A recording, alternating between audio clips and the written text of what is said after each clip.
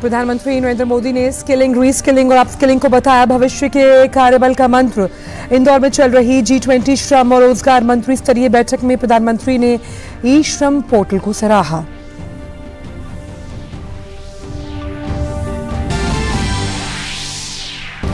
संसद के मानसून सत्र का आज दूसरा दिन, दोनों सदन में अहम विधायी कार्य सूचीबद्ध। सरकार संसद में हर मुद्दे पर सार्थक चर्चा के लिए तैयार।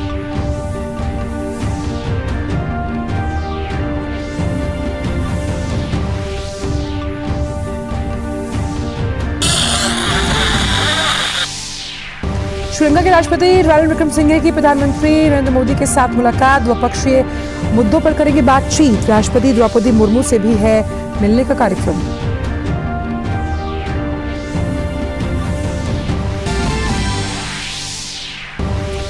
ज्ञानवापी मस्जिद के वैज्ञानिक सर्वे पर आज वाराणसी की अदालत में आ सकता है फैसला। सभी पक्षों की बहस पूरी, हिंदू पक्ष ने दाखिल की थी याचिका। महाराष्ट्र और हिमाचल के कई हिस्सों में भारी बारिश का अलर्ट। दोनों राज्यों के कई जिलों में आज स्कूल कॉलेज बंद। वहीं उत्तराखंड, गुजरात और ओडिशा समेत कई राज्यों में भी भारी बारिश का अनुमान।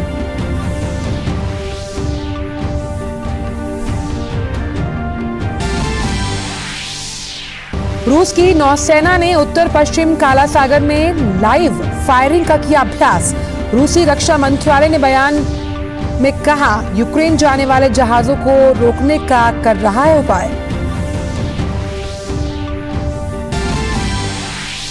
और वेस्टइंडीज के खिलाफ दूसरे टेस्ट के पहले दिन भारत ने 4 विकेट पर बनाए 288 रन। कोहली अपने 29वें टेस्ट शतक से 13 रन दूर। रोहित शर्मा ने खेली 80 रन की कप्तानी पारी। नमस्कार, आप देख रहे हैं डीडी न्यूज। मैं हूं आंचल गुलाटी गुंबर। जानते हैं इन सभी खबरों को विस्तार के साथ। अब तो इंदौर में आज G20 की श्रम और रोजगार मंत्री स्तरीय बैठक हो रही है। इसमें G20 देशों और आमंत्रित देशों के 25 श्रम और रोजगार मंत्रियों समेत 165 प्रतिनिधि शामिल हैं। प्रधानमंत्री नरेंद्र मोदी ने बैठक को वीडियो संदेश के जरिए संबोधित किया। उन्होंने कौशल विकास के महत्व पर जोर डाला और कहा कि स्किलिंग, रीस्किलिंग और अपस्किलिंग भविष्य के कार्यबल का मंत्र है। We all need to skill our workforce in the use of advanced technologies and processes. Skilling, reskilling and upskilling are the mantras for the future workforce. In India, our Skill India mission is a campaign to connect with this reality. आपको ये Hyderabad house, यहाँ पर आप देख सकते हैं कि प्रधानमंत्री यहाँ पर मौजूद हैं। साथ ही साथ श्रीलंका के राष्ट्रपति रणिल विक्रमसिंघे भी यहाँ पर 2 दिवसीय भारत दौरे पर है और हैदराबाद हाउस में वो पहुंच चुके हैं। और ये 2 दिवसीय जो यात्रा है राष्ट्रपति विक्रमसिंघे की, ये बहुत अहम मानी जा रही है। और इस दौरे से दोनों के जो 75 वर्ष हैं राजनयिक संबंधों की, उसकी वर्षगांठ है ये, उस लिहाज से इस दौरे को बेहद अहम माना जा रहा है। हम बात करते हैं टूरिज्म की, बात करते हैं एनर्जी की। इन तमाम सेक्टर्स में दोनों देश नई इबारत लिखने के लिए तैयार हैं। और जब से राष्ट्रपति पद भार संभाला है रणिल विक्रमसिंघे ने, जो 1 साल का संघर्ष श्रीलंका में देखा गया था, उसके बाद ये पहली भारत यात्रा है उनकी। उस लिहाज से दोनों नेताओं के बीच अब हैदराबाद हाउस में द्विपक्षीय बैठक होनी है। और साफ तौर पर इस यात्रा को बेहद अहम बताया जा रहा है। और दोनों देशों के नेताओं ने लगातार ये बात की है कि किस तरह से जो लाभ वाले क्षेत्र हैं उनकी पहचान की जाएगी। और श्रीलंका भी जिस तरह से आर्थिक संकट के दौरान वो गुजर रहा था, भारत ने निश्चित तौर पर एक दोस्त के तरह जिस तरह से मदद की थी, उसकी वजह से श्रीलंका को सबल बनने में बहुत सहायता मिली।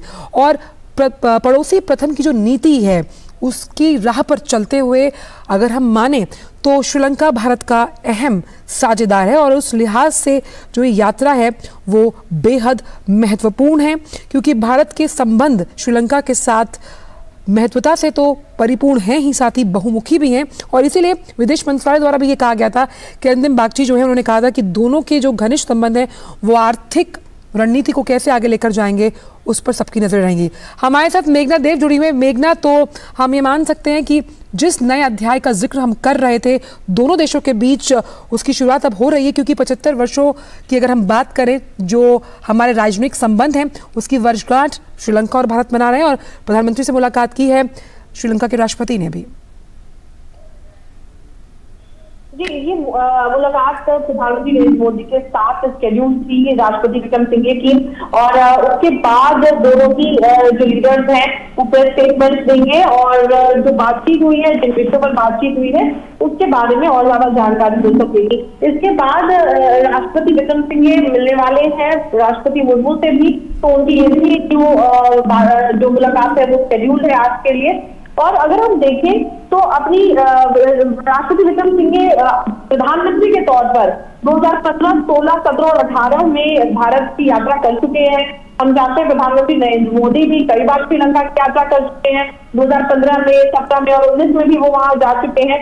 और 2023 ये साल 75 वर्ष मनाता है भारत और श्रीलंका के डिप्लोमेटिक रिलेशन के, तो इस लिहाज से भी अहम हो जाता है। आज की बातचीत आंचल कई मायनों में अहम है। पहला इसलिए क्योंकि इकोनॉमिक रिवाइवल पर फोकस कर रहा है। इंफ्रास्ट्रक्चर डेवलपमेंट में भारत काफी ज्यादा हेल्प करता है, डेवलपमेंट कोऑपरेशन भारत और श्रीलंका के बीच। मैं आपको रुकना चाहूंगी, हम आपको सीधे लिए चल रहे हैं अब उस कार्यक्रम में जहां पर गृह मंत्री Amit Shah national seminar on delivery of CSC services through PACS में अपना संबोधन दे रहे हैं। आइए सुनते हैं। सहकारिता मंत्रालय की रचना कर पैक्स से लेकर एपेक्स तक की पूरी सहकारी यंत्रणा को मजबूत कर ग्रामीण अर्थव्यवस्था और 3 टायर सिटी की अर्थव्यवस्था को मजबूत करने का जो संकल्प है, ये दोनों संकल्प आज इकट्ठा होने जा रहे हैं। और जैसे अश्विनी जी ने बताया, इस क्षेत्र में भी मोदी जी ने बड़ी दूरदर्शिता के साथ सहकारिता मंत्रालय का मार्गदर्शन करा।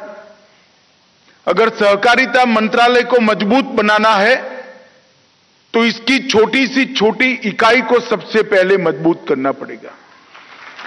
इसकी छोटी सी छोटी इकाई पैक्स है।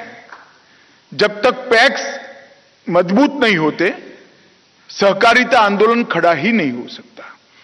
इसलिए हमने तय किया कि पैक्स को कंप्यूटराइज कर एक बार पैक्स में पारदर्शिता लाने का प्रयास हो, जवाबदेही सुनिश्चित करने का प्रयास हो, और उसके साथ साथ पैक्स का आधुनिकीकरण कर क्योंकि सरकार की सभी योजनाओं का डिजिटाइज करने का काम समाप्त हो गया है, उसको पैक्स के साथ जोड़ दिया जाए। और मुझे आनंद है कि सहकारिता मंत्रालय बनने के 20 ही दिन में मोदी जी ने 2500 करोड़ रुपया सहकारिता मंत्रालय को पैक्स को कंप्यूटराइज करने का दिया, और 65,000 पैक्स कंप्यूटराइज हुए। और वहीं से आज जो हम कर रहे हैं, पैक्स को CSC बनाने का एक नया कार्यक्रम, वो संभव हो गया है। Minimum government, maximum governance with last mile delivery but without corruption. इस सूत्र को चरितार्थ करने के लिए CSC से बड़ा कोई साधन हो नहीं सकता। आज भारत सरकार और राज्य सरकारों की 300 से ज्यादा छोटी छोटी लाभार्थी योजनाओं को CSC के साथ जोड़ दिया गया है। और इस CSC की रीच अगर गांव के गरीब व्यक्ति तक पहुंचानी है, भूमि विहीन खेत मजदूर तक पहुंचानी है, गांव के दलित और आदिवासी तक पहुंचानी है, तो पैक्स से बड़ा कोई जरिया हो नहीं सकता। आज पैक्स और CSC दोनों एक हो रहे हैं। इससे गरीबों की सुविधाओं में तो बढ़ोतरी होगी ही होगी, और ग्रामीण अर्थव्यवस्था को भी नई ऊर्जा और नई ताकत मिलेगी। इसमें ऊर्जा का संचार भी होगा। मित्रों, हम इससे देश के मैक्सिमम पोटेंशियल का यूटिलाइजेशन देश के विकास के लिए कर सकेंगे। मुझे कहते हुए आज आनंद है कि लगभग 17,176 पैक्स कल 2 बजे तक सीएससी में अपना रजिस्ट्रेशन करा चुके हैं। मैं सहकारिता मंत्रालय के सचिव यहां बैठे हैं, इनके नेतृत्व में जो टीम है हमारी, उसको बहुत बहुत साधुवाद देना चाहता हूं, क्योंकि मैंने और अश्विनी भाई ने तो एक सैद्धांतिक निर्णय करा कि पैक्स को सीएससी बना पाओगे, मगर इसको जमीन पर उतारना ये बड़ा कठिन होता है।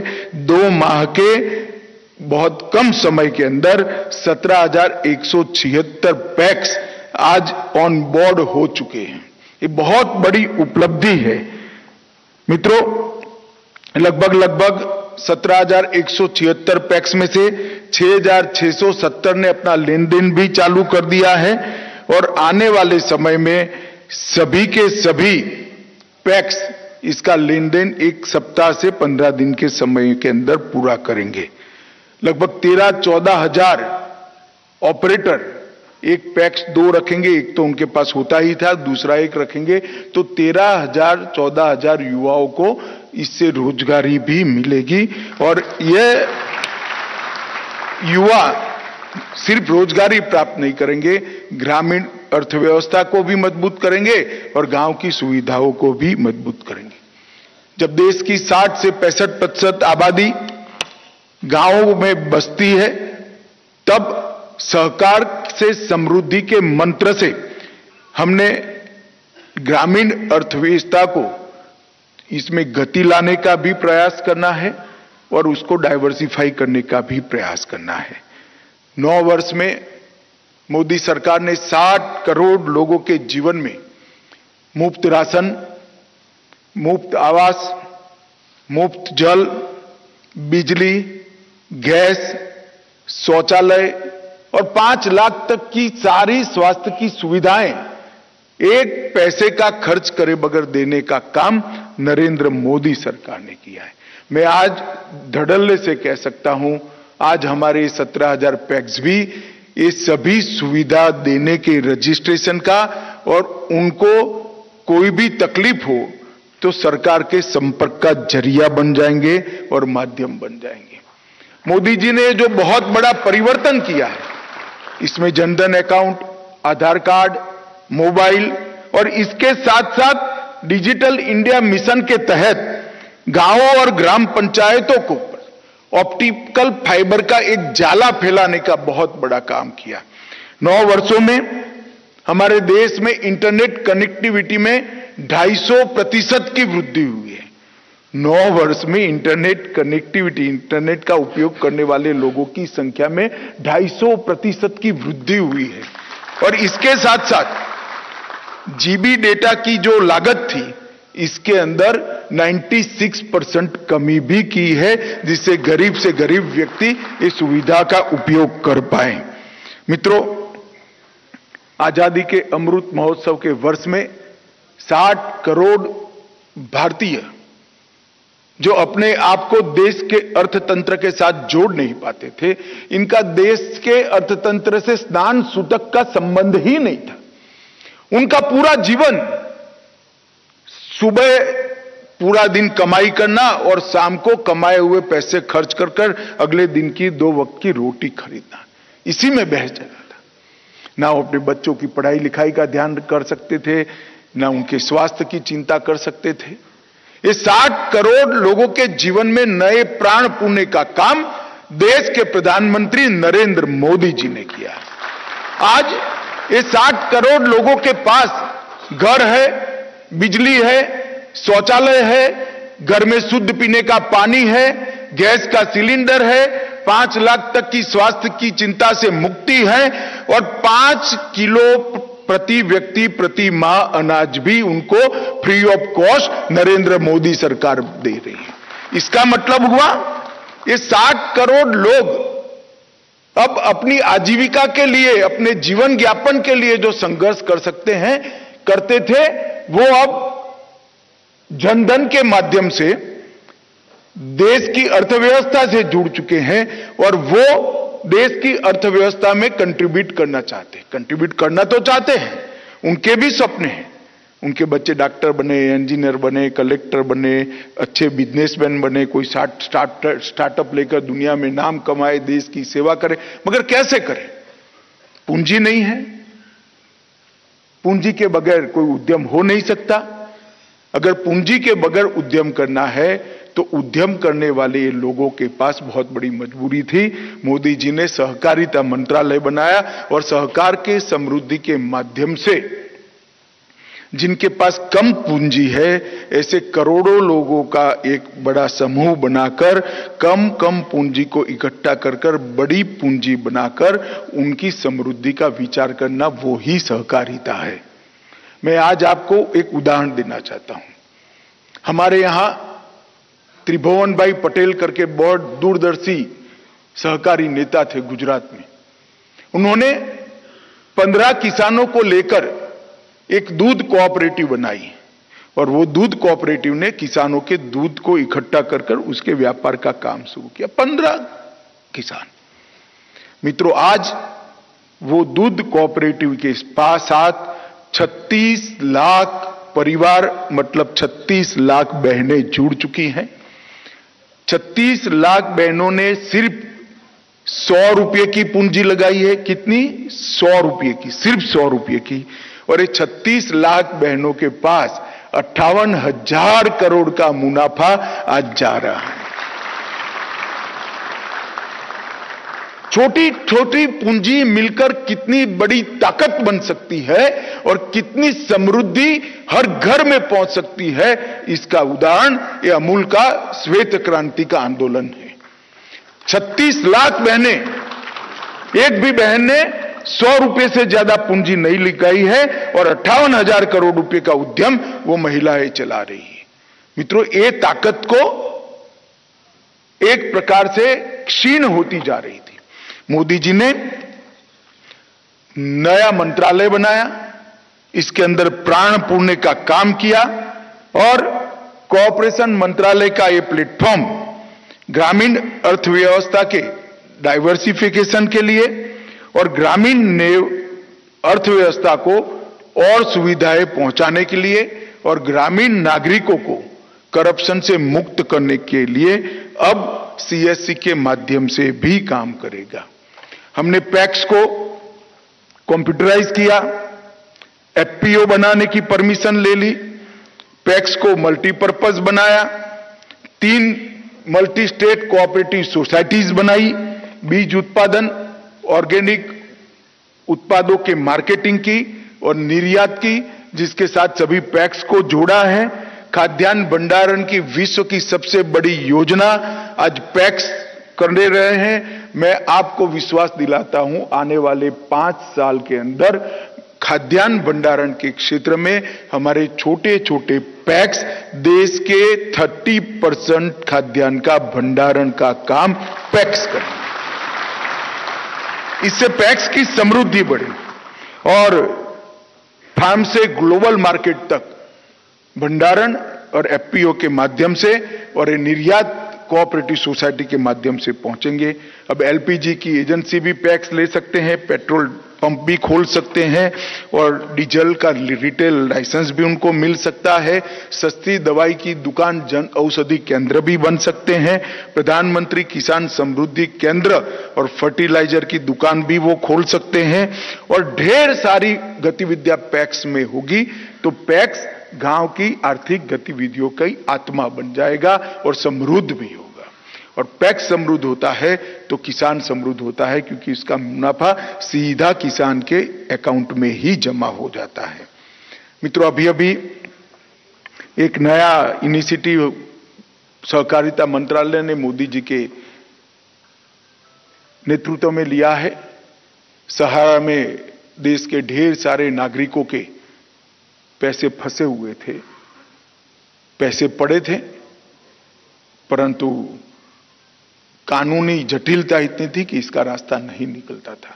सहकारिता मंत्रालय ने सुप्रीम कोर्ट में भारत सरकार के सभी मंत्रालयों को इकट्ठा होकर एक याचिका करी और सुप्रीम कोर्ट ने एक ऑर्डर किया और 2 दिन पहले ही पोर्टल मैंने लॉन्च किया है। मुझे आनंद है कि अब तक पोर्टल में 5 लाख लोगों ने रजिस्ट्रेशन कर दिया है और उनका पैसा वापस जाने की शुरुआत हो गई है।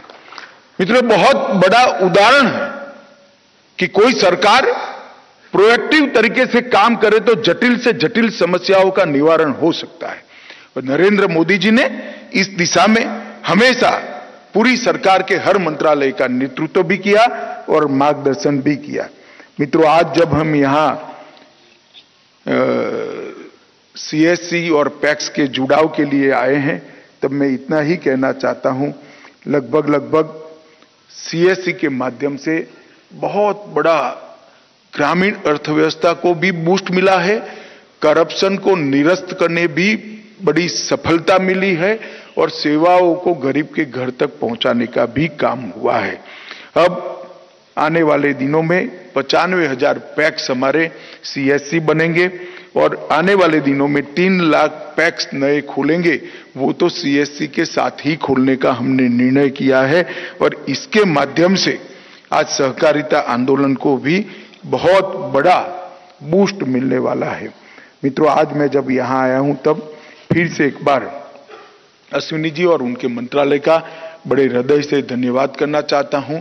ऑनलाइन जितने पैक्स के सहकारी भाई बहन मुझे देख रहे हैं, मैं सभी को कहना चाहता हूं, हम पारदर्शिता लाएं, दृढ़ संकल्प करें और नई योजनाओं को लेकर लोगों की सेवा का माध्यम बने।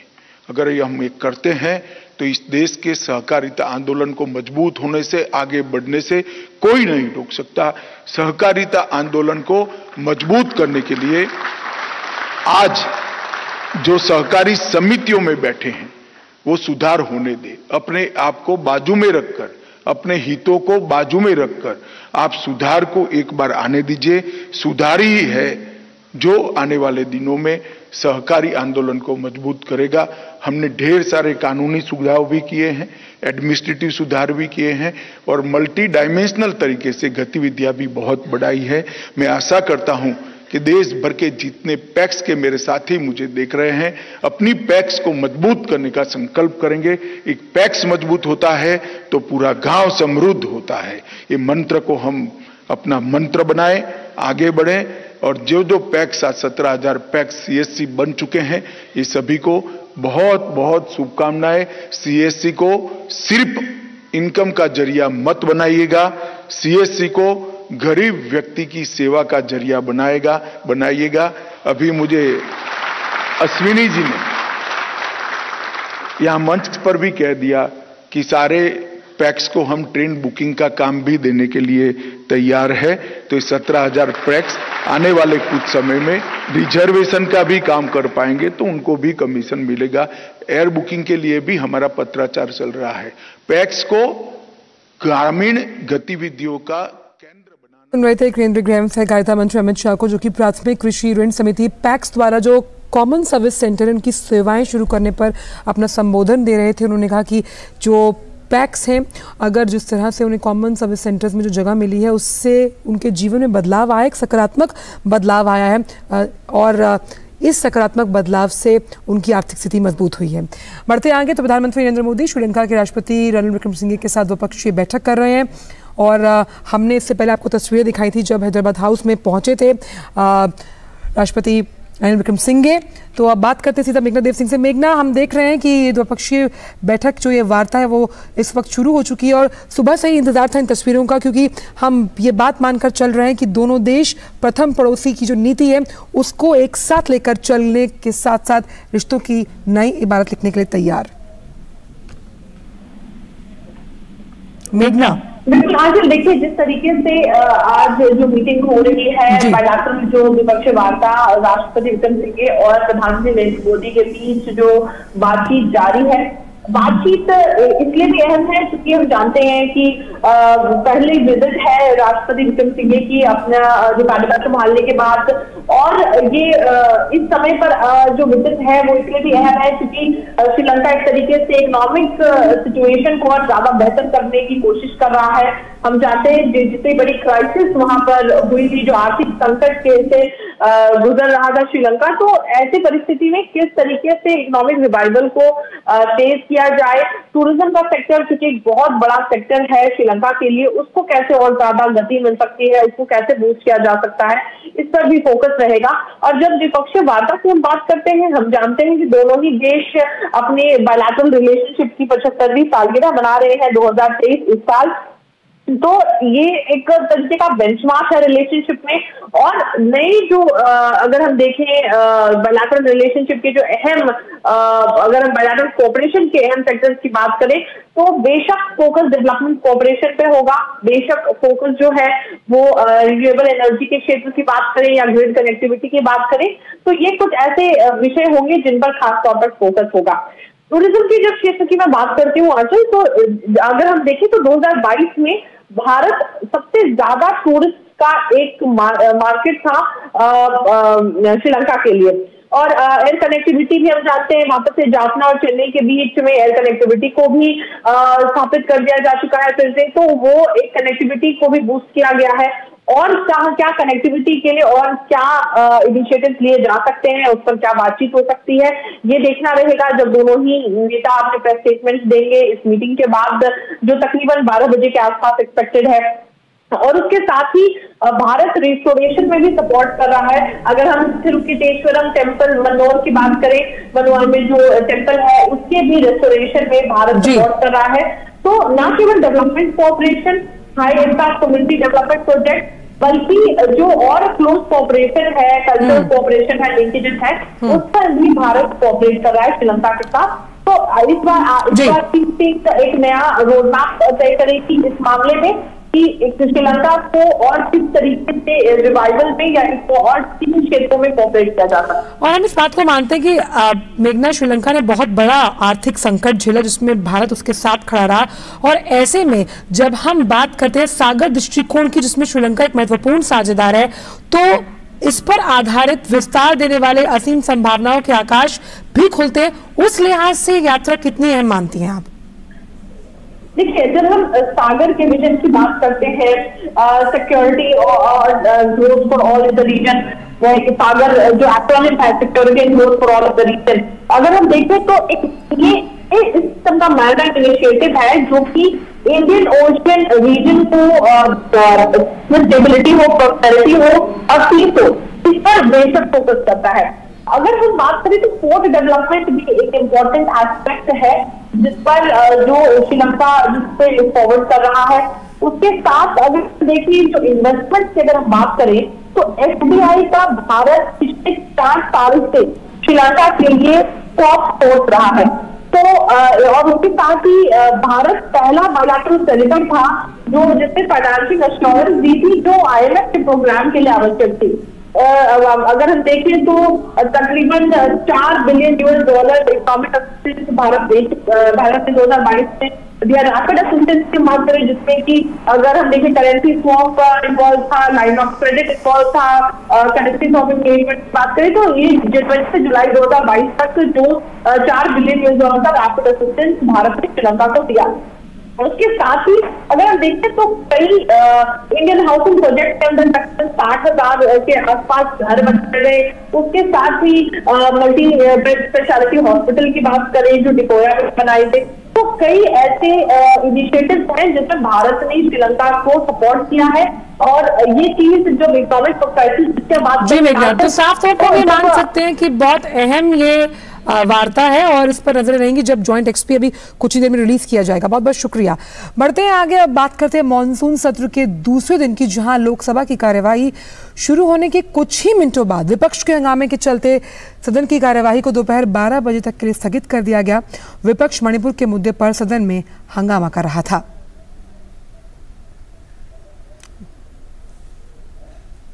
वहीं लोकसभा में रक्षा मंत्री राजनाथ सिंह ने मणिपुर के मुद्दे पर कहा कि सरकार इस मुद्दे पर चर्चा के लिए तैयार है, लेकिन विपक्ष को मणिपुर की घटना पर जितना गंभीर होना चाहिए वो उतना गंभीर नहीं है। मणिपुर में जो कुछ भी हुआ है उससे पूरा का पूरा राष्ट्र शर्मसार हुआ है और यहाँ तक कि मणिपुर की घटनाओं को लेकर कठोर से कठोर कार्रवाई किए जाने की बात हमारे प्रधानमंत्री जी ने की है। और हम चाहते हैं कि मणिपुर की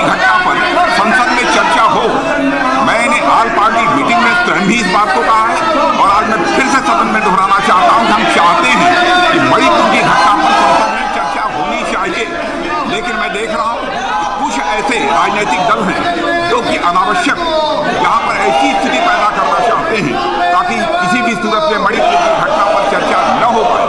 मैं स्पष्ट रूप से यह आरोप लगाना चाहता हूँ अध्यक्ष महोदय कि सचमुच यह प्रतिपक्ष मणिपुर की घटना को लेकर जितना गंभीर होना चाहिए वो गंभीर नहीं है। और वहीं राज्यसभा की कार्यवाही भी विपक्ष के हंगामे के चलते दोपहर 2:30 बजे तक के लिए स्थगित कर दी गई है। तो हम देख सकते हैं कि जो मुद्दा है उसकी वजह से दोनों ही सदन फिलहाल नहीं चल पा रहे हैं और इसीलिए संसदीय कार्य मंत्री प्रहलाद जोशी ने कहा कि सरकार संसद में हर मुद्दे पर सार्थक चर्चा के लिए तैयार है।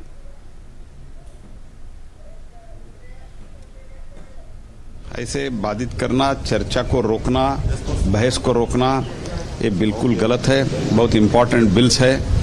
बिल में भारतीय जनता पार्टी और हमारे सरकार मोदी जी के नेतृत्व में पूरा चर्चा करना चाहते हैं, सार्थक चर्चा हम चाहते हैं।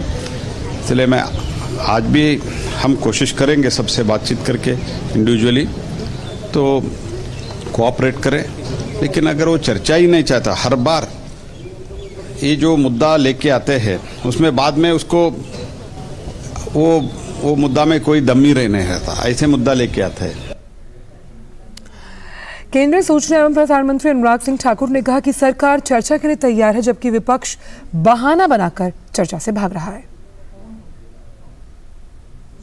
संसद के सत्रों का उदाहरण देखेंगे तो विपक्ष कोई ना कोई बहाना बनाता है कि चर्चा ना हो, सदन ना चले। कुछ लोग सदन के सदस्य नहीं रहे तो उनकी मंशा तो यह है कि सदन उसके बाद चले ही ना,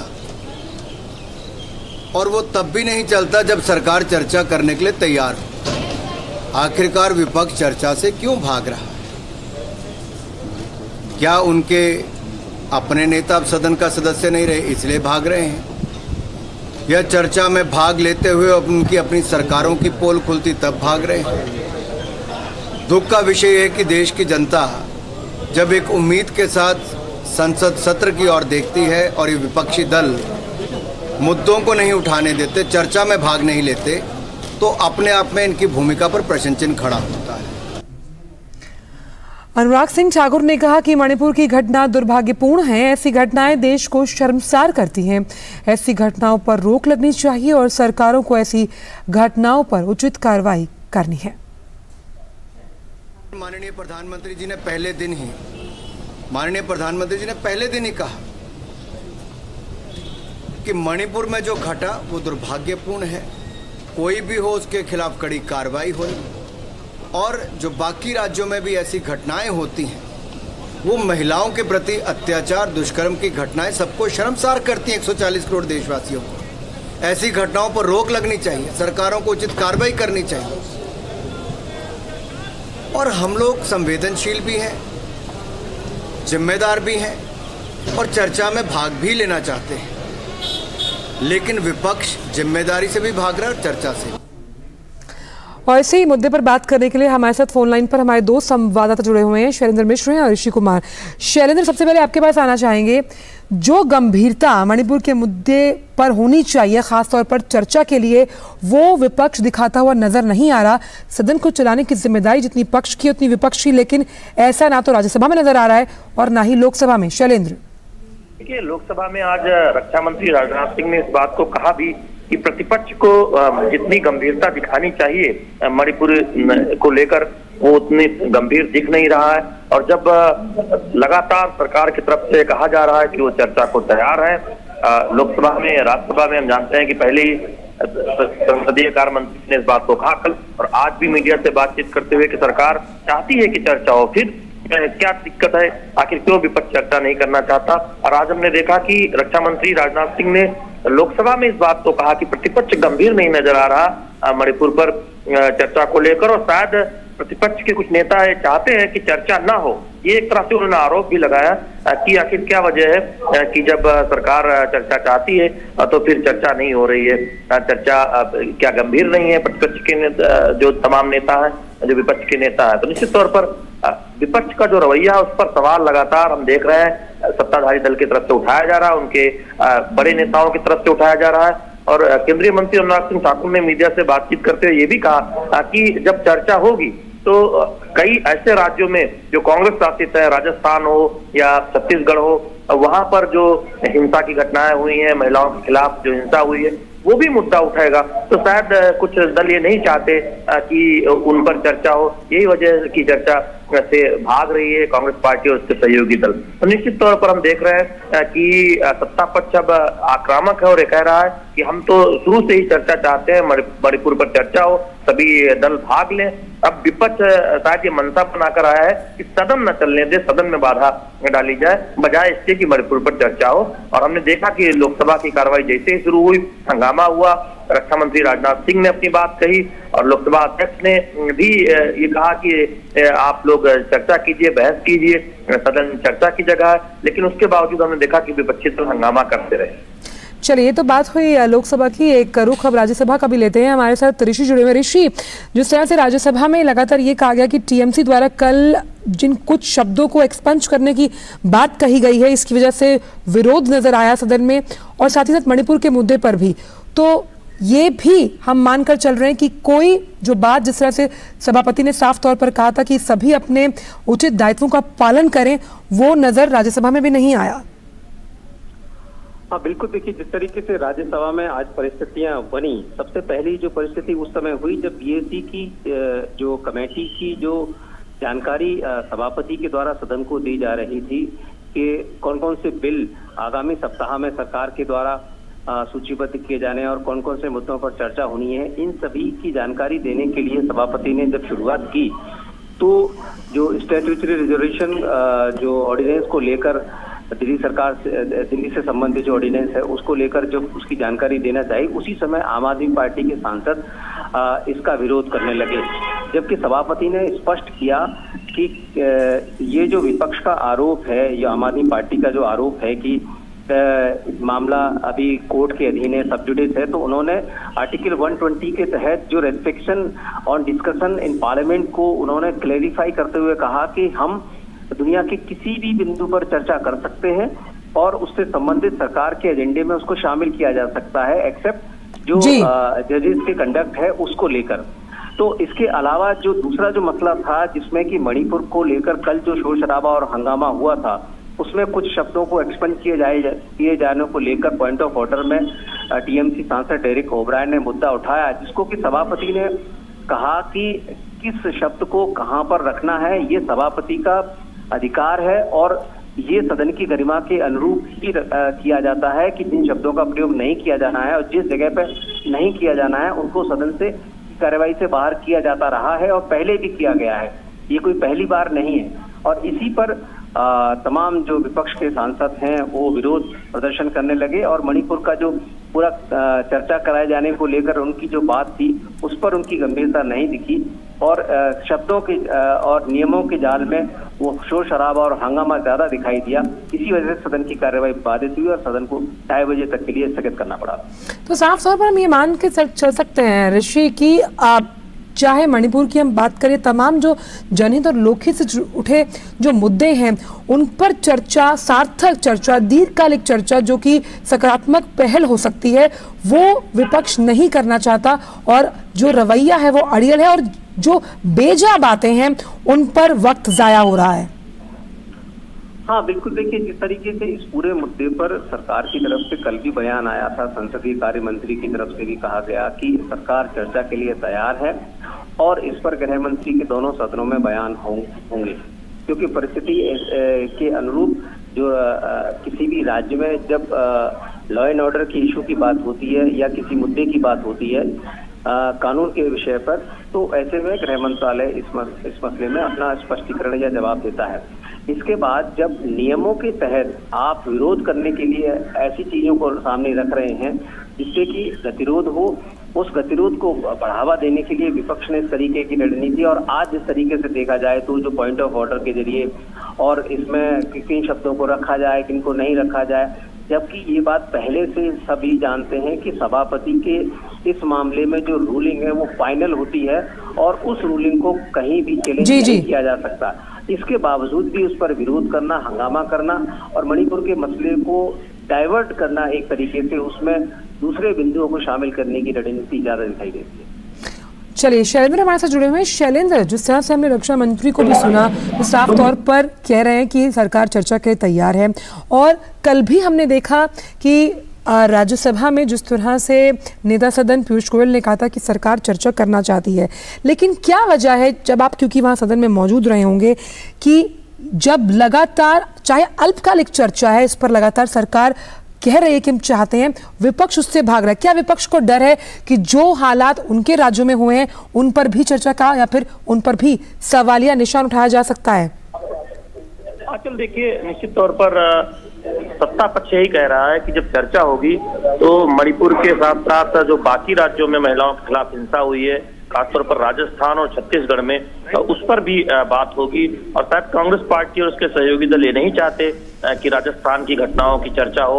और आज हमने देखा कि संसद भवन परिसर में गांधी प्रतिमा के सामने बीजेपी के सांसदों ने राजस्थान में हुई घटना को लेकर प्रदर्शन भी किया। तो निश्चित तौर पर जब कई राज्यों में जो इस तरह की घटनाएं हुई हैं उस पर चर्चा होगी, तो उसमें तमाम राज्य ऐसे हैं, खासतौर पर राजस्थान और छत्तीसगढ़ कांग्रेस शासित राज्य हैं, तो उस पर भी चर्चा होगी। तो ऐसा लगता है कि विपक्षी दल ये नहीं चाहते कि वहां का मुद्दा उठे, ये सत्ता पक्ष का आरोप है। और हमने देखा कि कई नेता, सरकार से जुड़े कई मंत्री इस बात को कह रहे हैं कि महिलाओं के खिलाफ जो अत्याचार है वो पूरी तरह से रुकना चाहिए और पूरी तरह से इस पर सख्त कार्रवाई होनी चाहिए। लेकिन किसी एक राज्य में कोई घटना हो उस पर कोई चुप्पी साध ले और दूसरे राज्य की घटना को जोर शोर से उठाए, तो ये राजनीति है, ये वास्तविक चिंता नहीं है। तो इसीलिए शैलेंद्र, लगातार ये भी तो कहा गया था प्रधानमंत्री द्वारा भी और वैसे भी कि राजनीति से ऊपर उठकर कुछ विषयों के बारे में सोचना, चर्चा करना संसद का कर्तव्य है, लेकिन इस कर्तव्य की परायणता को पक्ष समझ रहा है लेकिन विपक्ष नहीं। देखिए, पश्चिम बंगाल में जब हिंसा होती है तब तमाम राजनीतिक दल, खासतौर पर जो कांग्रेस पार्टी है और तमाम विपक्षी दल, वो चुप्पी साध लेते हैं और बीजेपी का कहना है कि कोई अन्य विपक्षी दल उस पर बात नहीं करता, क्योंकि शायद वो एक दूसरे के असफलताओं को छुपाना चाहते हैं। और जब बीजेपी शासित राज्यों में कोई घटना होती है तो उसे जोर शोर से तमाम विपक्षी दल उठाते हैं, वहां पर दौरे करते हैं। तो दरअसल इस तरह की जब कहीं भी घटना हो, कोई हिंसा की घटना हो या फिर किसी के खिलाफ अत्याचार हो, तो उस पर राजनीति नहीं होनी चाहिए। उन मुद्दों को देखा जाना चाहिए कि कैसे उस पर न्याय मिल सकता है, कैसे पीड़ित को त्वरित न्याय मिल सकता है, कैसे दोषियों को सजा दिलाई जा सकती है। संसद में अगर चर्चा की जरूरत है, चर्चा होनी चाहिए, उससे एक संकेत जाए। लेकिन सिलेक्टिव होकर किसी एक राज्य की खबर उठाना, किसी एक राज्य के घटना पर बात करना, दूसरे राज्य की घटना पर मौन हो जाना, ये दरअसल दिखाता है कि ये वास्तविक चिंता नहीं है पीड़ितों को न्याय दिलाने को लेकर या फिर दोषियों को सजा दिलाने को लेकर। ये राजनीति है। सत्ता पक्ष का ये आरोप विपक्ष पर लगता रहा। चलिए, बहुत बहुत शुक्रिया शैलेंद्र आपका लोकसभा की कार्यवाही के बारे में जानकारी देने का, और ऋषि आपका भी। हम देखते हैं कि 2:30 बजे क्या राज्यसभा चल पाएगी और 12 बजे जिस तरह से 12 बजे तक के लिए जिस तरह से लोकसभा की कार्यवाही को स्थगित किया गया था, अब आगे क्या होगा।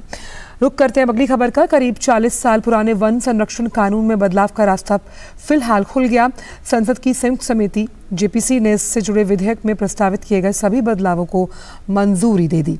इसकी रिपोर्ट भी राजेंद्र अग्रवाल की अध्यक्षता में गठित समिति ने गुरुवार को संसद के दोनों सदनों में पेश कर दी। इसके साथ ही वन अधिनियम में संशोधन से जुड़े विधेयक को जल्द ही फिर से पेश करने की तैयारी तेज हो गई। माना जा रहा है कि मानसून सत्र में ही इसे लाया जा सकता है। वन अधिनियम में ये बदलाव राष्ट्रीय सुरक्षा और रणनीतिक रूप से अहम परियोजनाओं में तेजी लाने और वन क्षेत्रों के संवर्धन के लिए प्रस्तावित किया गया है। वन संरक्षण संशोधन विधेयक में बदलाव से जुड़ा ये विधेयक बजट सत्र के दौरान 29 मार्च 2023 को पेश किया गया था। हालांकि विपक्षी दलों के विरोध के बाद सरकार ने इसे संसद की संयुक्त समिति को भेज दिया, जिसकी वजह से मानसून सत्र से पहले अपनी रिपोर्ट देने के लिए कहा गया। इस बीच जेपीसी ने विधेयक में प्रस्तावित किए गए सभी बदलावों को लेकर राज्यों और दूसरे हितधारकों की राय ली। इसके बाद इनकी ओर से जो आपत्तियां और संदेह जाहिर किए गए, उन सभी को वन एवं पर्यावरण मंत्रालय ने लिखित जवाब दिया है। प्रस्तावित विधेयक में अंतर्राष्ट्रीय सीमा या नियंत्रण रेखा से 100 किलोमीटर की दूरी के भीतर सुरक्षा और राष्ट्रीय महत्व की सामरिक परियोजनाओं को किसी भी तरह की मंजूरी से मुक्त रखा गया। हालांकि इसकी एक सीमा तय की गई जो 5 से 10 हेक्टेयर तक की होगी। गौरतलब है कि सरकार की ओर से वन भूमि संरक्षण एक्ट वर्ष 1980 में लाया गया, जिसमें वर्ष 1988 में कुछ बदलाव भी किया गया था। केंद्रीय वित्त मंत्री आज से असम और त्रिपुरा के 2 दिवसीय दौरे पर हैं। केंद्रीय वित्त मंत्री आज अगरतला में जीएसटी भवन का उद्घाटन करेंगी। इससे पहले आज वित्त मंत्री ने गुवाहाटी में गणतंत्र दिवस 2023 पर राष्ट्रपति पुरस्कार से सम्मानित सीबीआईसी के अधिकारियों और कर्मचारियों को अलंकरण समारोह में सम्मानित किया। इन अधिकारियों का चयन पिछले वर्ष में सेवा के संबंधित क्षेत्र में उनके अनुकरणीय प्रदर्शन के आधार पर किया गया। इस वर्ष चयनित पुरस्कार विजेताओं में सेवा के सभी संवर्गों के अधिकारी शामिल हैं, जिन्होंने अपने विभिन्न कार्यों में लगातार उत्कृष्ट प्रदर्शन किया है, जिसमें तस्करी की रोकथाम, कर चोरी का पता लगाना, व्यापार आधारित मनी लॉन्ड्रिंग और विदेशी मुद्रा उल्लंघन का पता लगाना और इसके अलावा कर नीति निर्माण, राजस्व जुटाना और व्यावसायिक प्रक्रियाओं के स्वचालन और क्षमता निर्माण और प्रशिक्षण में योगदान शामिल है। The GST is a symbol of what post-independence India can do towards building a constitutional mechanism, just so the center and state work together and improve revenues, not just improve collection of revenues, but also make sure that distribution of the money earned is done in a very acceptable formulation between center and states, and in that the role played by not just those who are winning the awards today, but the entire revenue service is something which I will never fail to recognize. वित्त मंत्री ने आज क्षेत्रीय ग्रामीण बैंकों के साथ साथ उनके प्रायोजक बैंकों के कामकाज की वो समीक्षा जो बैठकें होनी है उनकी अध्यक्षता वो करती हुई नजर आएंगी और इन बैठकों में क्षेत्रीय ग्रामीण बैंकों की जो तकनीकी प्रगति की स्थिति है उस पर विशेष ध्यान दिया जाएगा। क्षेत्रीय ग्रामीण बैंकों की समीक्षा आज से त्रिपुरा में शुरू होनी है, जिसमें केंद्रीय वित्त मंत्री पूर्वोत्तर में क्षेत्रीय ग्रामीण बैंकों के कामकाज की समीक्षा करेंगी। केंद्रीय वित्त मंत्री निर्मला सीतारमण क्षेत्रीय ग्रामीण बैंक के संबंधित प्रायोजक बैंक के साथ क्षेत्रीय ग्रामीण बैंकों के कामकाज की समीक्षा के लिए देश के उत्तर, पश्चिम, दक्षिण, पूर्व और मध्य भागों में क्षेत्रवार बैठकों में भाग लेंगी। भारत में ग्रामीण वॉश सेक्टर में कार्य करने वाले विकास और सेक्टर पार्टनर्स के लिए जल शक्ति मंत्रालय के पेयजल और स्वच्छता विभाग का मंच रूरल वॉश पार्टनर्स फोरम आज विज्ञान भवन में 2 दिवसीय राष्ट्रीय सम्मेलन के साथ अपनी पहली वर्षगांठ मना रहा है। इस सम्मेलन का उद्घाटन जल शक्ति मंत्री गजेंद्र सिंह शेखावत ने किया। सम्मेलन का विषय स्वच्छ सुजल भारत की दिशा में प्रगति में तेजी है। ये सम्मेलन जल शक्ति मंत्रालय के प्रमुख मिशन जल जीवन मिशन और स्वच्छ भारत मिशन ग्रामीण में पिछले वर्ष हुई प्रगति और इसके शीघ्र कार्यान्वयन का समर्थन करने के लिए वॉश क्षेत्र के हितधारकों में से एक मंच पर है। सम्मेलन को संबोधित करते हुए जल शक्ति मंत्री गजेंद्र सिंह शेखावत ने कहा कि पिछले कुछ वर्षों में देश में स्वच्छता को लेकर जिस तरह मुहिम ने आंदोलन का रूप लिया, आज उसी का परिणाम है कि स्वच्छ भारत मिशन के तहत देश के कई गांवों ने खुद को खुले में शौच करने से मुक्त करने में सफलता हासिल की है। स्वच्छ भारत मिशन केवल इंफ्रास्ट्रक्चर क्रिएशन का प्रोग्राम नहीं था, 60 करोड़ लोगों के बिहेवियर चेंज का प्रोग्राम भी था। लेकिन सामूहिकता की ताकत से हमने भारत के यश को बढ़ाते हुए 5 साल में देश को खुले में शौच से मुक्त करने में सफलता प्राप्त की। जब देश के सारे लोगों ने मिलकर के इस यज्ञ में अपनी तरफ से आहुति डालना शुरू किया, तब वो जो यज्ञ की ज्वालाएं थी वो इतनी सुदीर्घ हुई, इतनी तपित हुई कि वो संकट हमेशा हमेशा के लिए देश से समाप्त हो गया। वहीं केंद्रीय जल शक्ति राज्य मंत्री प्रहलाद पटेल ने कहा कि प्रधानमंत्री के अगुवाई में जन भागीदारी किस प्रकार से किसी देश के विकास में नई ऊर्जा भर सकती है, स्वच्छ भारत अभियान इसका प्रत्यक्ष प्रमाण है।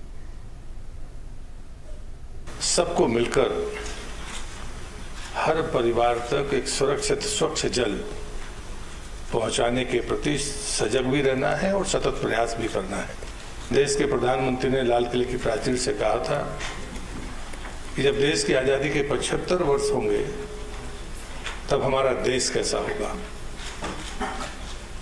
उसके पहले भी लोगों ने अपने ढंग से बातें कही होंगी, लेकिन लक्षित तरीके से एक टारगेट के साथ लक्ष्य सुनिश्चित करने का काम देश के प्रधानमंत्री ने किया। मोदी सर ने मामले में दोषी करार कांग्रेस नेता राहुल गांधी की याचिका पर सुप्रीम कोर्ट में आज सुनवाई हुई।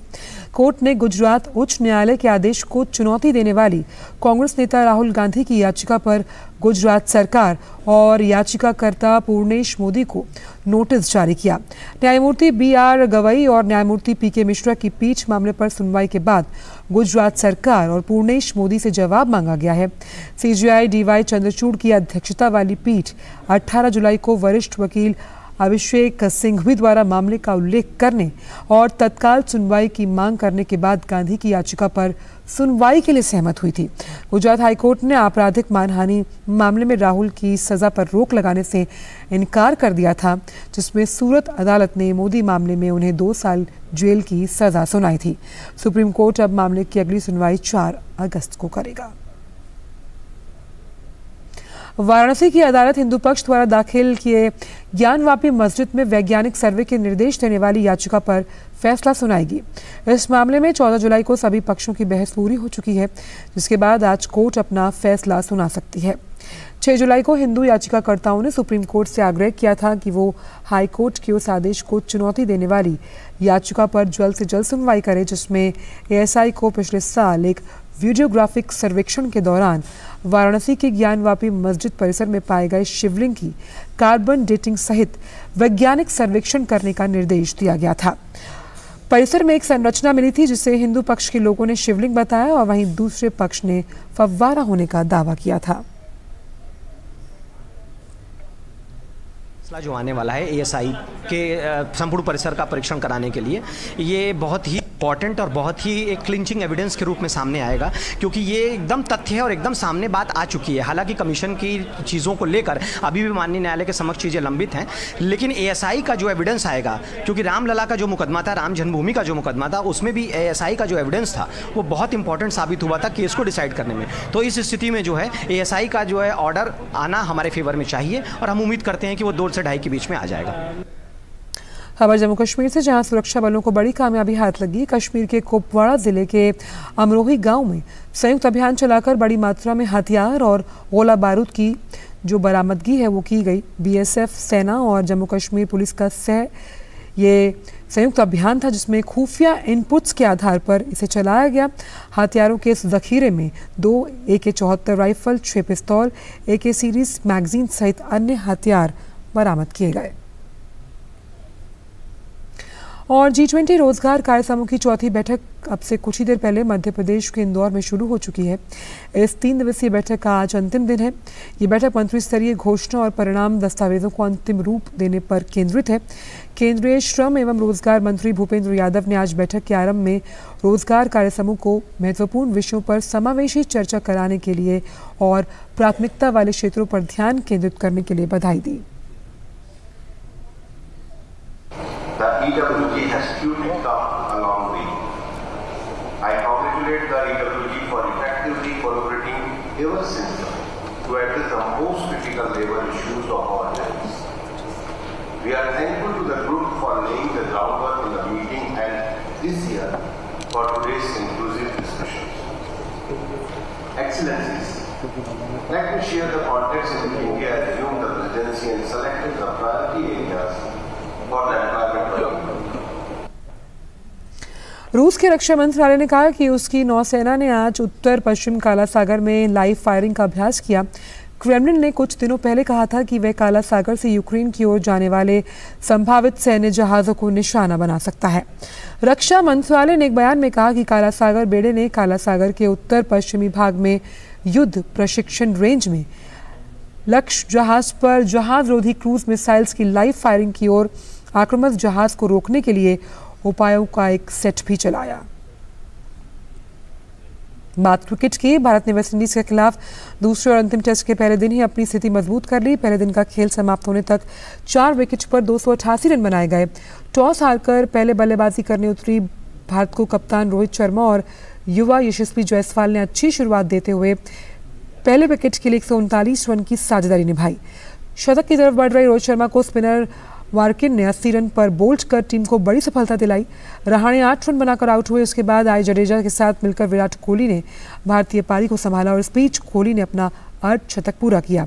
दिन का खेल खत्म होने तक विराट कोहली 87 और रविंद्र जडेजा 36 रन बनाकर नाबाद रहे। फिलहाल समाचारों में इतना ही। दीजिए इजाजत। नमस्कार।